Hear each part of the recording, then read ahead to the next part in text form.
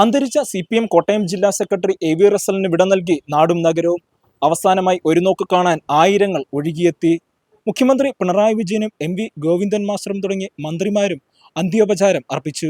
അന്തരിച്ച CPM കോട്ടയം ജില്ലാ secretary AV റസലിന്റെ മൃതദേഹം ഇന്ന് രാവിലെ 9 മണിക്ക് ചെന്നൈയിൽ നിന്നും നെടുമ്പാശ്ശേരി വിമാനത്താവളത്തിലെത്തിച്ചു.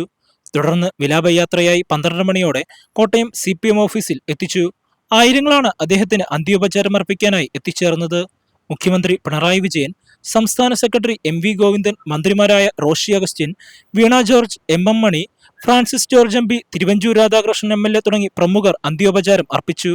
2:30 വരെ കോട്ടയം ജില്ലാ കമ്മിറ്റി ഓഫീസിലും 3 മണി മുതൽ 5 മണി വരെ ചങ്ങനാശ്ശേരി ഏരിയ കമ്മിറ്റി ഓഫീസിലും മൃതദേഹം പൊതുദർശനത്തിന് വയ്ക്കും. തുടർന്ന് തെങ്ങണയിലെ വസതിയിലെത്തിക്കും. സംസ്കാരം നാളെ ഉച്ചയ്ക്ക് 12 മണിക്ക് നടക്കും.